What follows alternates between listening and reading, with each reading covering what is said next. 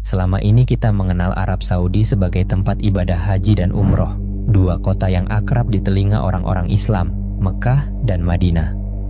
Namun bicara tentang Arab Saudi tidak berhenti sampai situ.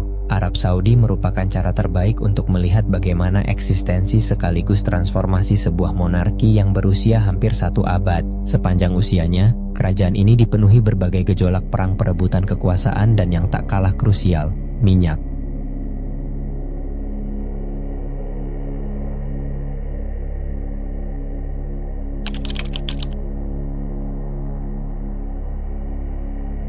Jazirah Arab pada masa silamnya adalah sebuah wilayah yang gersang dan terasing. Selain miskin sumber daya dan gersang belaka, tidak ada yang menarik dari Arab Saudi kecuali dua kota suci bagi umat Islam, Makkah dan Madinah. Kondisi itu barangkali hanya menjadi daya tawar, sehingga pemerintah kolonial Inggris dan Kesultanan Ottoman bersedia menempatkan pasukannya di sana. Selain urusan haji, kepentingan rezim kolonial Inggris ialah mencegah bersatunya negara Arab sebab pasti akan mengancam posisi Inggris. Masyarakat Arab waktu itu juga hidup dalam suku-suku yang cukup menonjol, sebagai contohnya Badui. Badui dikenal karena kegiatan berkebun dan beternak. Untuk memperoleh uang, mereka juga mengelola sumber mata air dan perdagangan di pasar-pasar lokal. Selain Badui, ada juga kelompok lain yang menonjol, yaitu kaum Saud, yang berdiri pada 1720 di Diriyah, dekat Riyadh. Pengaruh Saud kian menguat selepas menjalin aliansi dengan para pengikut Wahabi. Inilah yang menjadi cikal bakal berdirinya kerajaan Saudi. Keluarga Saud diwakili oleh Muhammad bin Saud, sedangkan para pengikut Wahabi bertumpu kepada sosok Muhammad bin Abdul Wahab. Keduanya bersekutu pada 1774 dengan kesepakatan bahwa kaum Saud akan menerapkan ajaran Wahabi dan pihak Wahabi akan memberikan justifikasi dalam sudut agama sehubungan upaya perluasan kekuasaan. Dengan kata lain, menyingkirkan mereka yang menolak ajaran Wahabi tak masalah karena dilindungi agama. Inti dari ideologi Wahabi sendiri adalah mengembalikan kemurnian Islam, seperti pada masa awal abad ke-7. Maka, implementasinya yakni melalui pemberlakuan hukum syariat yang ketat. Wahabi di saat yang sama juga menolak Ottoman dan para kolaboratornya. Bagi Wahabi, Ottoman dekaden dan bukan lagi Muslim sejati. Persekutuan Saud dan Wahabi terus berjalan, mereka memperluas wilayah dari Diriyah melebar ke segala arah. Doktrin Wahabi memberikan gelora baru untuk kampanye penaklukan, konversi keyakinan, serta asimilasi. Keduanya menarik suku-suku lain untuk bergabung, seperti Badui. Perlawanan muncul dari suku-suku yang lain, perang pun pecah. Riset ini menyatakan dominasi klan Saud masih kokoh. Pucuknya kepemimpinan dipegang Abdul Aziz bin Muhammad Al-Saud, putra Muhammad bin Saud. Mereka mengumpulkan modal dari pajak, zakat, atau hasil jarahan perang, yang kelak dipakai untuk melebarkan konsolidasi politik di seluruh wilayah kekuasaannya. Klan Saud menerapkan kebijakan yang membantu memusatkan kekuatan mereka. Misalnya, secara bertahap mengganti emir di daerah yang baru ditaklukkan dengan orang-orang satu lingkaran yang setia. Hal ini membuat Ottoman geram dan merasa terancam. Ottoman meluncurkan serangan ke Saud secara berbekal 10.000 pasukan. Sayang, serangan itu gagal sebab kendala komunikasi dan medan perang. Ekspansi kaum Saudi lalu meluas ke barat dan berhasil merebut Mekah serta Madinah. Di dua lokasi itu, doktrin Wahabi diberlakukan menyeluruh yang memantik reaksi agresif dari Ottoman. Kecamuk perang baru-baru benar bisa mereda pasca Perang Dunia I yang ditandai kolapsnya Ottoman, kolonialisme Inggris, sampai kemenangan klan Saud di berbagai pertempuran.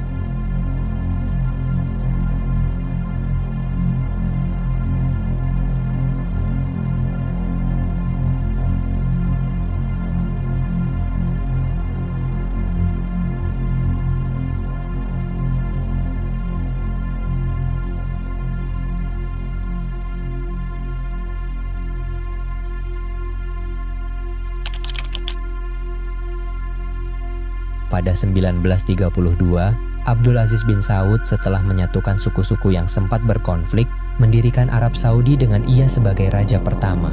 Meski sudah lepas dari konflik peperangan, masalah kerajaan tidak otomatis hilang. Yang mengusik monarki waktu itu adalah kesejahteraan masyarakat Arab. Isu ini langsung mendapat jawaban dalam wujud minyak.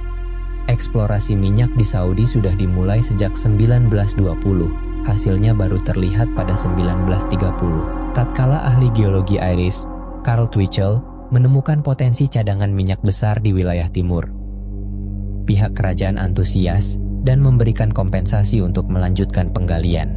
Perusahaan minyak patungan dua negara pun dibentuk, Aramco. Imbalannya, AS diminta memberi bayaran uang tunai serta pinjaman ke Saudi.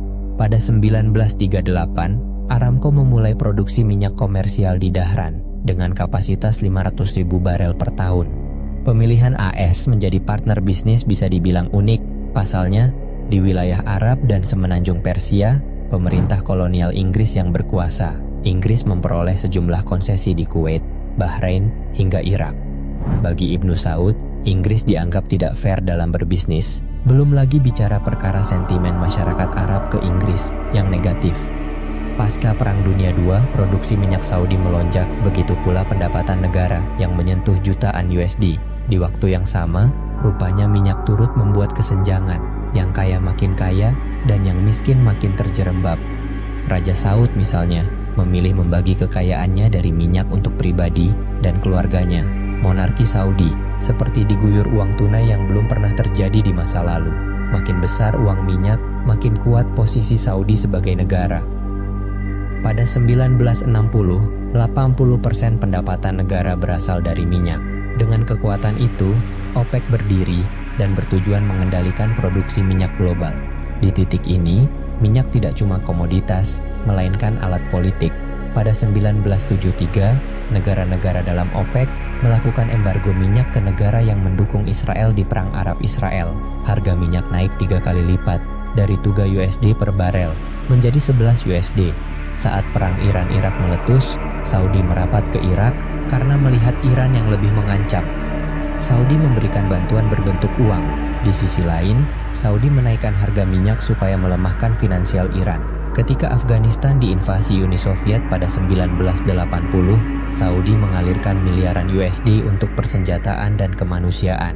Dalam konteks penjajahan Israel atas Palestina, Saudi turut mendanai organisasi pembebasan Palestina.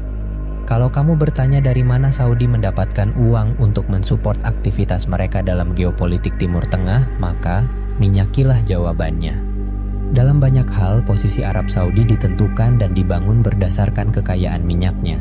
Minyak dan pendapatan ekspor mereka merupakan landasan utama bagi modal pembangunan politik dan ekonomi, juga kontrak sosial antara dinasti penguasa dengan masyarakatnya. Pendapatan dari minyak telah memodali Saudi dalam konteks pembangunan infrastruktur, lembaga negara, hingga nantinya paket layanan untuk kesejahteraan warganya. Kesuksesan kerajaan di Saudi dilakukan berdasarkan garis darah keturunan, dari saudara atau anak. Suksesi terkadang tidak berjalan mulus, seringkali diwarnai intrik dan pertumpahan darah. Pada tahun 1975, Raja Faisal dibunuh oleh keponakannya sendiri, Pangeran Faisal bin Musaid, dengan motif yang masih misterius. Saat berkuasa, Faisal dipandang berhasil mengubah citra Saudi menjadi negara modern berkat keberadaan minyak, menjauhkan kesan feodal yang melekat pada kepemimpinan Raja Saud. Berbeda dengan para pendahulunya, pemerintahan Raja Faisal bukanlah sistem di mana seluruh keputusan bergantung pada sosok raja. Sebaliknya, Faisal mendistribusikan pengambilan keputusan dan pengelolaan kerajaan kepada orang-orang kompeten di bidangnya, yang mayoritas dari mereka berpendidikan barat. Itulah ciri khas Raja Faisal. Lalu bagaimana dengan yang lain? Raja Saud sering jadi sasaran kritik lantaran gaya hidup mewahnya. Kemudian, Raja Khalid dikenal memberikan kontrol luas kepada pemuka agama konservatif dalam urusan pendidikan. Lalu, Raja Fahad menjadi bukti betapa hangatnya relasi Saudi dengan AS. Sementara itu, Raja Abdullah dan Raja Salman populer berkat reformasi ekonomi yang mereka ambil demi kepentingan Saudi. Kini, nasib kerajaan berada di tangan Mohammed bin Salman, atau lebih sering dikenal sebagai MBS, anak tertua Raja Salman yang ditunjuk sebagai putra mahkota pada 2012. Pemilihan MBS menggeser jatah Muhammad bin Nayef, sepupu Raja Salman. Kesuksesan kerajaan ini dijalankan setidaknya sejak 2015, ketika ia diberi jabatan strategis seperti Menteri Pertahanan. Seiring waktu, kekuatan MBS semakin membesar. Upaya memperbaiki Saudi semakin kuat dan termanifestasi melalui visi 2030. Inti visi 2030 ini adalah untuk melepaskan Saudi dari ketergantungan minyak. Pemerintahan MBS membuat konser musik, kota-kota baru, memperluas startup, serta berinvestasi besar dalam kompetisi sepak bola. Rezim MBS juga memperbolehkan perempuan menyetir mobil dan bekerja di bidang yang sebelumnya dikuasai laki-laki. MBS disebut reformis, dan perlahan kebijakannya membuahkan hasil. Data IMF menyebutkan bahwa pertumbuhan sektor non-minyak naik sejak 2021 dan menyentuh 5% tahun lalu. Meski mengesankan, ada sisi gelap di balik rezim MBS. Ambisi berkuasa MBS membuatnya memerintah negara layaknya tangan besi. Pada 2018, dunia digemparkan oleh tewasnya jurnalis The Washington Post, Jamal Khashoggi. Khashoggi dibunuh di konsulat Saudi di Turki dengan tubuh yang dipotong. Khashoggi dikenal sebagai jurnalis yang kritis terhadap pemerintahan MBS. MBS membantah bahwa perintah membunuh Khashoggi berasal darinya. Pembungkaman tak hanya menyasar jurnalis, melainkan juga aktivis dan ulama konservatif. MBS sering menggunakan dalih kerjasama dengan pihak asing untuk menutup suara-suara kritis yang dialamatkan kepadanya. Pada 2017, MBS melakukan gebrakan yang mengejutkan publik. Ratusan pejabat serta elit kerajaan ditangkap dengan tuduhan korupsi. Salah satu yang terkena gelombang penangkapan adalah Pangeran Al-Walid bin Talal. Penangkapan ini diduga bermotif politik untuk konsolidasi kekuatan MBS. Tak kalah kontroversial, di rezim MBS pula, Saudi agresif menggempur Yaman. Keterlibatan Saudi dalam perang sipil Yaman muncul setelah kelompok Houthi merebut ibu kota Sanaa pada 2015. Saudi lalu bergerak karena meyakini Houthi didukung Iran, yang merupakan rival Saudi dalam perebutan pengaruh di Timur Tengah. Kampanye Saudi di Yaman telah menciptakan bencana kemanusiaan yang mengerikan. Kelaparan dan kematian muncul silih berganti, dipicu oleh serangan maupun blokade yang dilakukan Saudi. Kisah kerajaan Saudi penuh dengan kompleksitas. Ia tak hanya melibatkan kekayaan melimpah dari minyak, tetapi juga perebutan kekuasaan, pembungkaman, dan darah rakyat sipil yang tertumpah. Terima kasih telah menonton video ini. Jangan lupa untuk like, share, dan subscribe agar tidak ketinggalan konten menarik lainnya. Sampai jumpa di video berikutnya. Peace.